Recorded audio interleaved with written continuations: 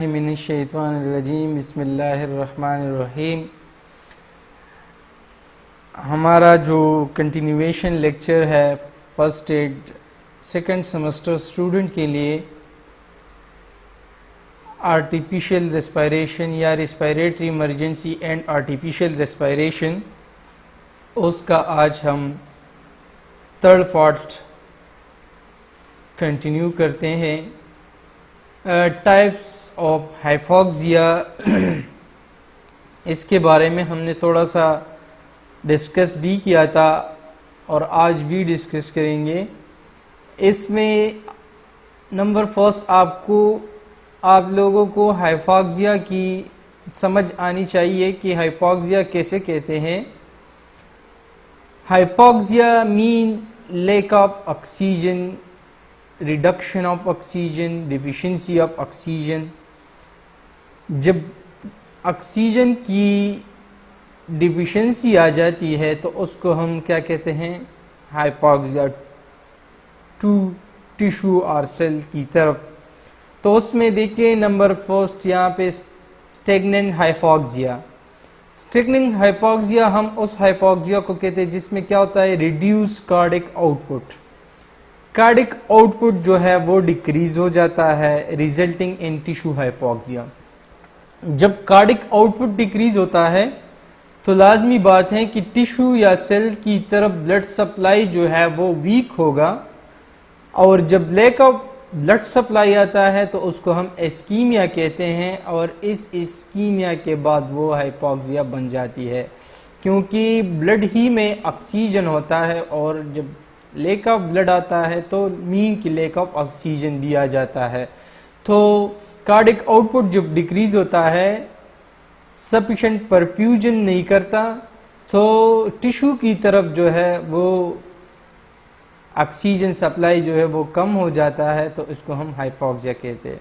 हेस्टोटॉक्सिक hypoxia, cells unable to use oxygen due to inactivation or destruction of key enzymes।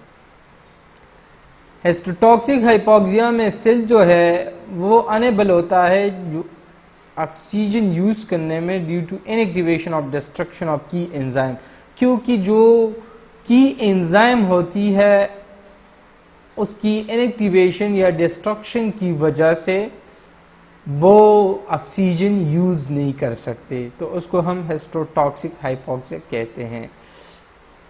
Breath sound assessment techniques, अब हम ये थोड़ा सा आप लोगों को मैं बताऊंगा कि ब्रीथ साउंड किस तरह और टेक्निक इसके किस तरह होता है। ब्रीथ साउंड जो रेस्पिरेटरी साउंड होते हैं, duration and length. Expiration normally twice as long as inspiration. Expiration जो होती है वो ट्वाइस होती है, लॉन्ग होती है एज कंपेयर टू इंस्पायरेशन। जब आप ऑक्सीजन एंटर करती हो इसको इंस्पायरेशन कहते हैं, जब आप कार्बन डाइऑक्साइड आउट करते हो तो इसको एक्सपायरेशन कहते हैं।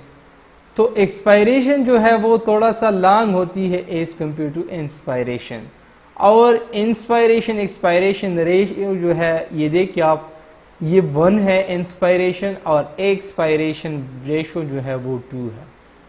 तो मीन की ड्यूरेशन जो है या लेंथ जो है एक्सपायरेशन का वो ज़्यादा होती है एज कंपेयर टू इंस्पायरेशन। अब पिच की तरफ आ जाए कि पिच किस तरह होता है। Intensity depend on air flow rate.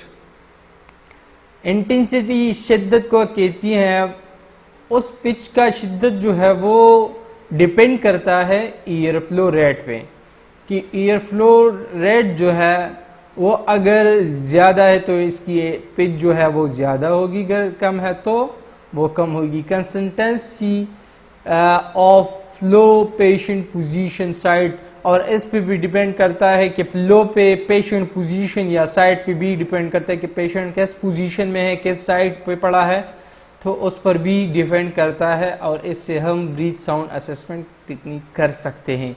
Intensity chest wall techniques में अफेक्ट। इंटेंसिटी में जो चेस्ट वॉल की जो थिकनेस है वो भी अफेक्ट है, वो भी इस पे असरअंदाज है। हाँ, abnormal sound include breath sound assessment techniques में अगर हम देखें तो जब एबनॉर्मल हम स्टेथोस्कोप पे साउंड देखते हैं कि चेस्ट जो एबनॉर्मल ब्रीथ साउंड होती है उसमें नंबर 1 जो है वीज, ये हाई पिच्ड होगी।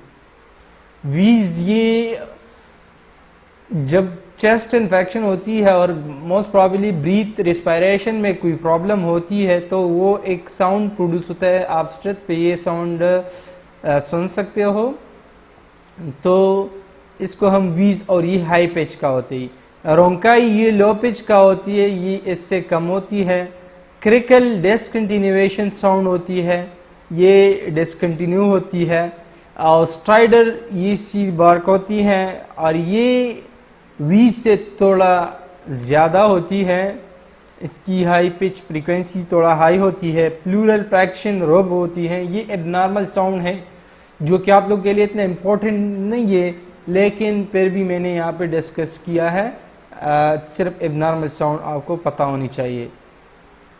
अब रिस्पायरेटरी एंड वेंटिलेशन एबनॉर्मेलिटी, इसमें क्या ऐसा रिस्पायरेटरी या वेंटिलेशन में कोई एबनॉर्मेलिटी जब आ जाती है तो देखिए, रिस्पायरेटरी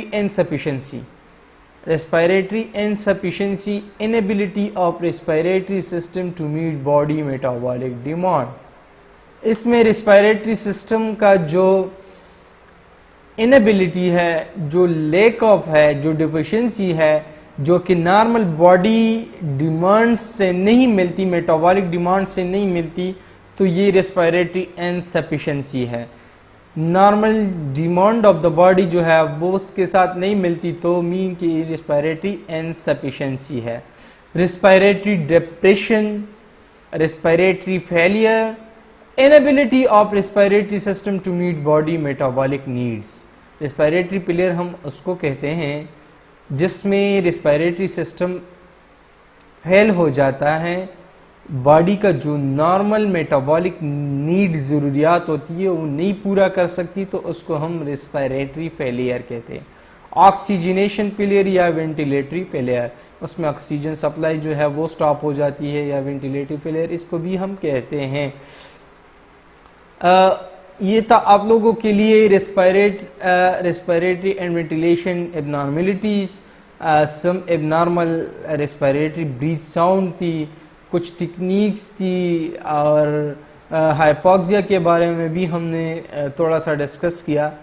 तो आज के लिए इतना ही काफ़ी, और इंशाल्लाह इसके कंटिन्यूएशन लेक्चर हम कल पढ़ेंगे।